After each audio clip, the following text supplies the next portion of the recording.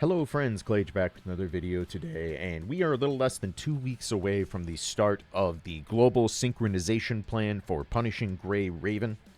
We are going to get our first Global Synchronization Patch on January 10th, 2025, which begins the process of catching up every global server to be on the same patch as the Chinese server by the end of 2025. So, with that coming up, I wanted to do a quick video here kind of giving you an idea of what's coming and how best to try and prepare materials for what's going to be available in the upcoming patch. So first and foremost, I have a quick image here. This is from greyravens.com. I link them in basically all these videos.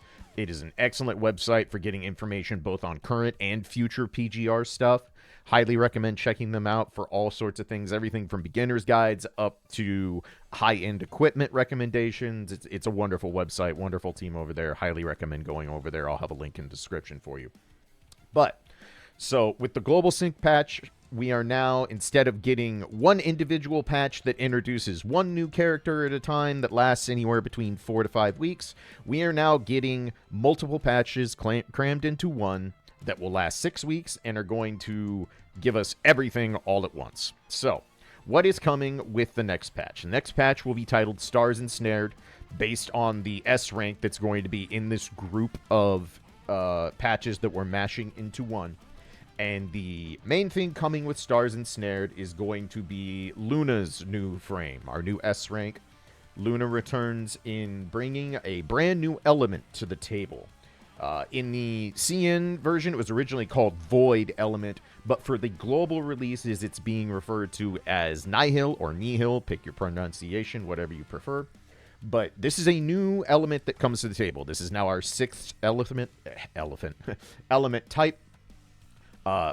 There is no replacing Luna Oblivion. This character is completely unique. She brings a new element into the table. She's the only attacker in that element currently. If it is all humanly possible for you, do not miss, do not skip Luna Oblivion. You want to roll at least a single copy of this character. There is no way to replace what she does in the game, even up to where the Chinese server is now currently as of this recording. So, first and foremost, what you need to be doing, make sure you finish all your event stuff, get as many black cards, get all your rewards, so you have enough pulls to get Luna when she drops with the Stars Ensnared badge. As you can see, I still need to do Choose Trial. I haven't gotten around to that yet. Probably going to do that after I record this. But very, very important that you make sure you can pull Luna Oblivion.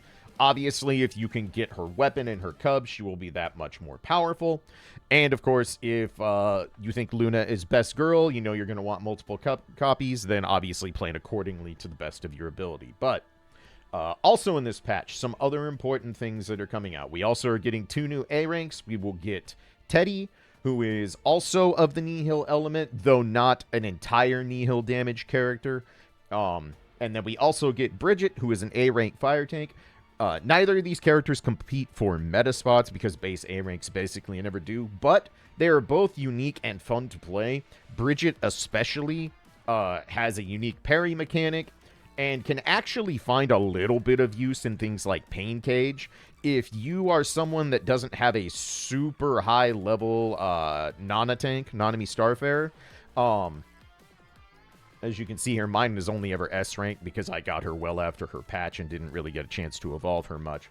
But the fire team gets a little bit of use out of its tank characters aside from Watanabe, simply because in Phantom Pain Cage, it's nice to have another character just shred by the QTE to speed up the whole process. So, Bridget here will have a little bit of fringe use in the fire team for Phantom Pain Cage.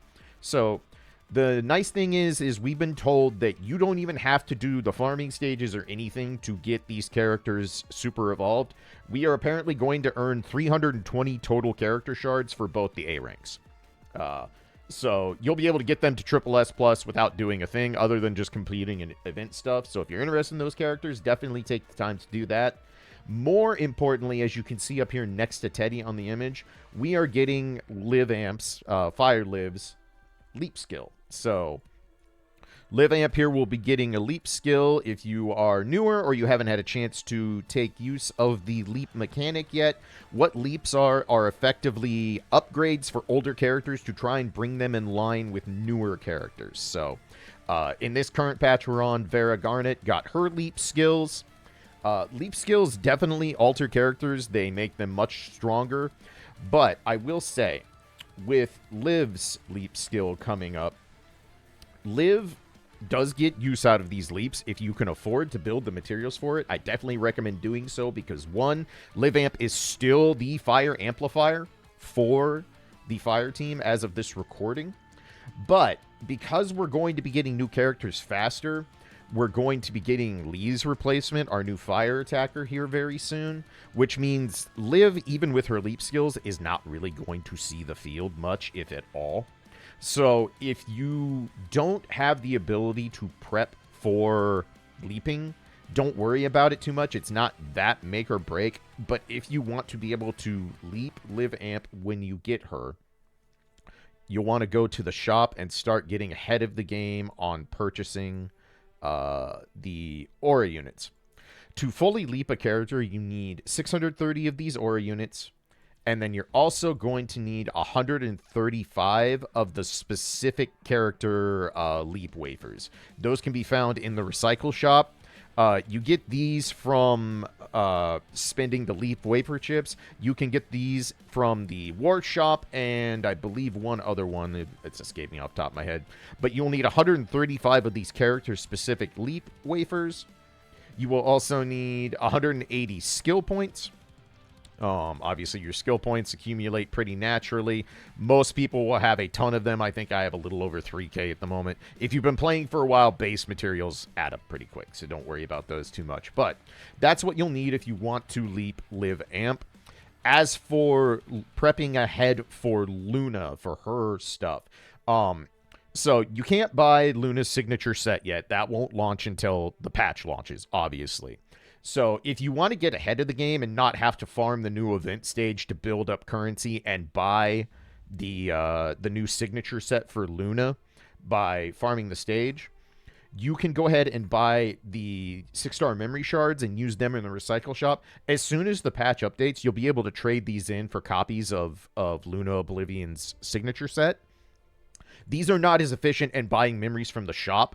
So if you are tight on serum or can't afford to drop a bunch of materials on these, don't worry about it too much. It just means you'll have to farm up Luna's set organically. But if you've been playing for a while and you have a surplus of all the leveling materials, these are a great thing to spend some of your event farming currency on because it gets you ahead of the game. Even lets you buy extra copies of signature sets be able to roll for resonances. So if you go into the recycle shop and you go down to 6-star memories, as you can see here, you can get any of the sets ever released. So even up to currently choose signature set.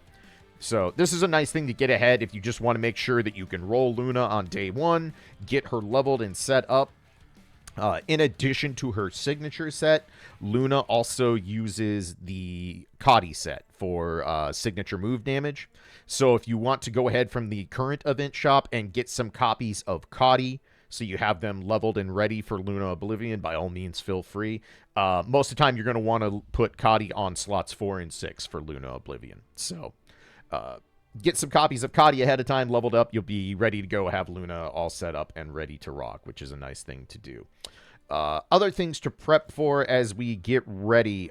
If you are gathering vouchers for the voucher shop, whether you do the battle pass or through event rewards and all that, with Liv's leap skill, she is going to be added to the voucher shop. Again, Liv is still the current fire amplifier on the current fire team in the Chinese server right now, so she has value. She is worth buying to get to Triple S eventually. I will say, if there is no one that you absolutely need to be buying vouchers for right now, if you're not trying to level up, say, Echo or Aya Kaleido, getting your other amplifiers to Triple S, if you can hoard vouchers for a little bit, it is worth doing because the patch after Luna, we are going to be getting our new S-rank ice tank that replaces Chrome. That'll be Wanchi's new frame. Wanchi is a free unit. He's going to go in the voucher shop during that patch, which should come out in the middle of, or probably the beginning of March, is about when that will drop. So strongly consider saving some vouchers if you can. Getting Wanchi evolved quicker is going to be very handy, and you're not going to want to spend rolls on Wanchi since he's completely free. Might as well do it for free. If you can save up some vouchers, get ahead of the game, that's great. Other stuff, obviously, if you can stock Pain Cage Skulls so that you can get your 30 shards of Luna when she drops into the Pain Cage shop at the patch, that's always worth doing as well. So trying to bank those. And other than that, just in general, making sure you have ample materials for leveling new characters. So all the stuff that, you know, you're going to need, your overclocks, your weapon levelers, memory levelers, all that stuff. If you have been playing for a good while, if you've been doing PGR for a bit, you probably have a massive surplus of all this stuff. If you do the event stage every day, you're going to have a ton of this stuff. So I don't recommend buying it unless you're really short. Same with like cogs and stuff like that. If you are a newer player, you will run out of cogs now and again. If you've been going for a while, it's very difficult to actually run out of cogs once you've got characters leveled. So all those are definitely options for preparing for Stars Ensnared. If you're planning on getting Luna's Cub, obviously make sure you have ample materials to level the Cub up, get the skills up, all that good stuff. But I think that covers most of what is coming in this patch. We obviously have a bunch of skins and other stuff coming, so if you are a big fan of skins for the various character, Lamia gets a gacha style skin with special effects and all that good stuff, so those are available. So just keep that in mind. We have a lot of skins coming if that's your jam. Obviously, you're going to have some rainbow cards ready, so Godspeed. I too am a skin enjoyer, so best of luck on that front, making sure you have enough resources. But for the most part, that covers pretty much everything that is coming in the Stars Ensnared patch in terms of prepping for new characters and getting materials ready to go. So, again, just wanted to do a quick one here to kind of give you the 411 on what's coming, how to prepare, and hopefully this will let you get a little bit of a leg up and get ahead of the game for preparing for our first synchronization patch. Obviously, we're not entirely sure how this is going to work. We've gotten the explanation for how rewards are going to be multiplied based on how many patches are combined and how certain events are going to be truncated a bit to make sure that everyone can get stuff done. But this is new territory for all of us. Everyone who plays the game, even the Chinese players, haven't experienced a global synchronization patch yet. So, be ready for a little bit of anything, and if you can, get your event currency built up. Try to get stuff purchased ahead of time so that when this patch drops on January 10th, you can roll Luna and start using her right away, because obviously the funnest part of PGR is learning new characters and trying out new kits. So that's going to do it for today. I just wanted to do a quick one. If you haven't watched the guide on Chu Shukra yet, that is also available on the channel. It teaches you how to play the character all the way from base level up to using her if you have her at SSS rank or higher. So definitely give that a look. And I think that covers everything. So just wanted to do this, keep it kind of short. I think I actually succeeded for once. We're under 15 minutes. Let's keep it that way. So anyway, that's all I got for today. Hope you all are doing well. Have a happy new year. Be safe. If you're partying, please find a ride. If you're going out to celebrate, as a former bartender, I do not want to hear about any of you getting behind the wheel when you shouldn't. Don't do that. But other than that, be safe. Have a happy new year. And I will see you in 2025 for more PGR content. Peace for now.